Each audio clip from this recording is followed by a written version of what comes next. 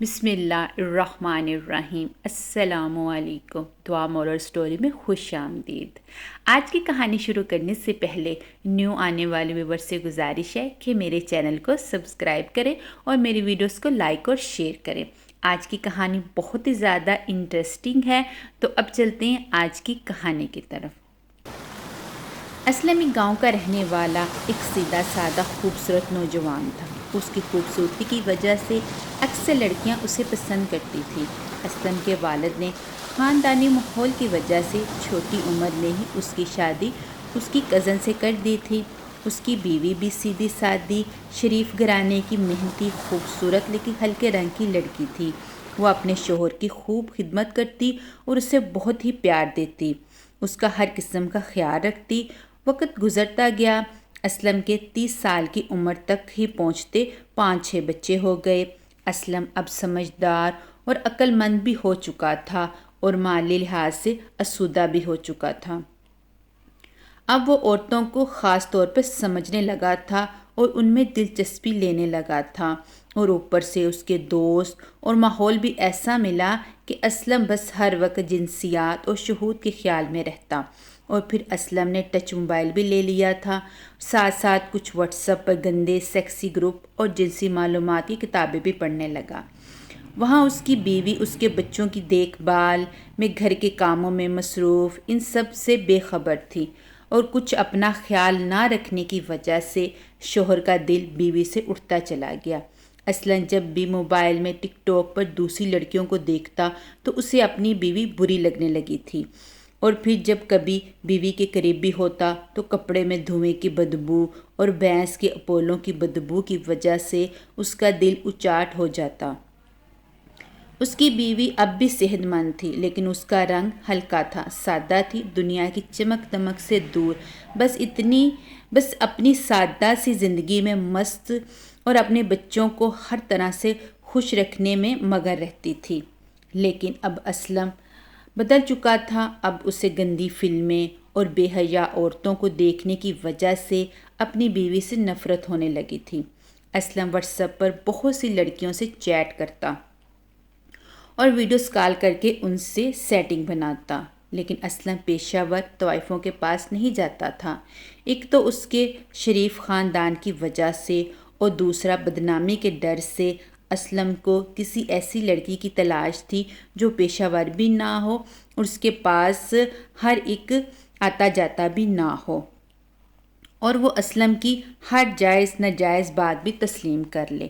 اسلم کو کسی شریف لڑکی کے جسم کی ضرورت تھی۔ وہ کسی معصوم کلی کو مسلنا چاہتا تھا، بلکہ پیروں تلے روندنا چاہتا تھا۔ سیدھی سی بات، اسلم کسی پاک دامن لڑکی کو پلید کرنا چاہتا تھا۔ اسلم کی خوبصورتی اور مردانہ وجاہت کی وجہ سے اس سے بہت سی لڑکیاں باتیں کرتیں، لیکن اسلم عورتوں کو سمجھنے لگا تھا۔ وہ صرف معصوم کلی اور افت کی مالک اور پاک دامن لڑکی کی تلاش میں تھا۔ آخر ایک دن اسے ایک ایسی لڑکی مل گئی، پاکیزہ، جس کی شکل بھی بالکل پاکیزہ تھی۔ اسلم نے اسے دوستی کرنی چاہی، بس گپ شپ کرنے لگے، اور گپ شپ کرتے کرتے ان کی دوستی ہو گئی۔ پاکیزہ اسلم کے ساتھ واٹس ایپ پر چیٹ کرتی، واٹس ایپ میسج کرتی رہتی، اور پھر یہ سلسلہ ویڈیوز کال تک بھی پہنچ چکا۔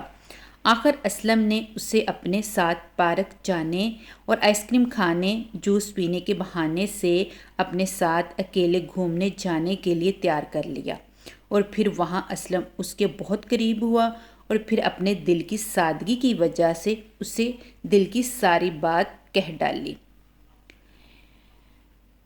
کیونکہ دل تو پاگل ہے، پاکیزہ سمجھ چکی تھی۔ پاکیزہ نے اسے سمجھایا کہ تم غلط جگہ غلط لڑکی سے غلط کام کرنا چاہ رہے ہو۔ جب تمہارے گھر میں پاک دامن بیوی موجود ہے، تم کیوں دوسروں کو پلید کرنا چاہتے ہو؟ تم اپنی بیوی کو اچھے کپڑے، اچھا کھانا کھلانے کی بجائے باہر کی عورتوں پہ فضول خرچی کر رہے ہو۔ تمہیں باہر یا تو ایک بری عورت ملے گی جو تمہیں بھی پلید کر دے گی، یا پھر تم کسی کی بہن بیٹی کی عزت خاک میں ملا دو گے، اور اس کے ساتھ اتنا گندا کام کرو گے کہ آپ کی سیرت بھی خراب ہوگی، اور ساری زندگی اس لڑکی پہ بھی ایک گندا دھبا لگ جائے گا۔ جس سے تمہارے اور تمہارے بچوں کے لیے بھی ایک بہت بڑا مسئلہ بن جائے گا۔ چلو تم نے میری بات نہ بھی مانی تو پھر بھی شہود کا بھوت تو 5 منٹ میں اتر جائے گا، لیکن اس کے بعد اس کی بدنامی تمہارے ساتھ ہمیشہ رہے گی اور تم ندامت اور شرمندگی کی آگ میں ہمیشہ جلتے رہو گے۔ تمہیں کبھی حقیقی سکون نہ ملے گا اور آج کے بعد مجھ سے پھر بات کرنے کی کوشش مت کرنا۔ میں تمہیں ایک شریف نوجوان سمجھتی تھی، لیکن تم تو ایک جنسی درندے اور شیطانی بھیڑیے نکلے۔ پاکیزہ کے الفاظ کے تیر کسی خنجر سے کم نہ تھے۔ وہ اس کی تقریر کو سن رہا تھا اور اس کی باتوں کا جو اثر تھا اسلم پر ہوتا جا رہا تھا، اور اسلم کے اندر کا شیطان ان تیروں کے زخموں سے چور چور ہو چکا تھا۔ اب اسلم جب گھر آیا اور اپنی بیوی کو محبت کی نگاہ سے دیکھا تو اسے اپنی بیوی واقعی حوروں سے زیادہ خوبصورت لگ رہی تھی۔ اسی طرح ایک آدمی نے بزرگ سے پوچھا کہ مجھے اس دنیا کی تمام عورتیں اپنی بیوی سے زیادہ خوبصورت کیوں نظر آتی ہیں؟ حال کا میری پسند کی شادی تھی اور شروع میں میری بیوی مجھے دنیا کی حسین ترین عورت محسوس ہوتی تھی۔ بزرگ نے اس نوجوان کو ایک ایسا عجیب سا جواب دیا۔ اس نے کہا کہ فرض کرو تیری شادی دنیا کی 50 حسین ترین لڑکیوں سے کر دی جائے، تب بھی کچھ عرصہ بعد ایک گلی کا آوارہ کتا تجھے ان عورتوں سے زیادہ اچھا لگنے لگ جائے گا۔ نوجوان نے غصے سے بزرگ سے مخاطب ہو کر کہا کہ آپ ایسا کیوں کہہ رہے ہیں؟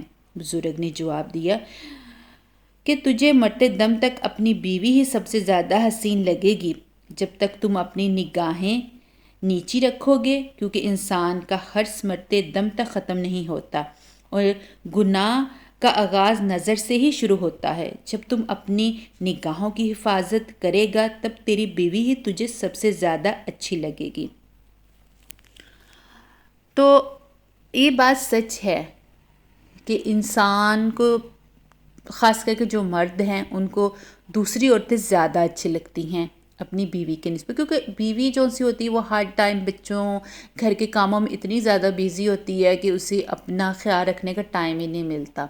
لیکن اگر انسان کی محبت سچی ہے اور واقعی وہ اسے سچے دل سے چاہتا ہے تو اس کو چاہیے کہ اپنی بیوی کا خیال رکھے، اپنی نظر کی حفاظت رکھے، اور اسلام بھی ہمیں اس چیز کی اجازت دیتا ہے، اسی چیز کا حکم دیتا ہے کہ چاہے وہ مرد ہو یا عورت ہو اپنی نظریں ہمیشہ نیچے رکھیں اور اپنی عزت کو بچا کے رکھیں۔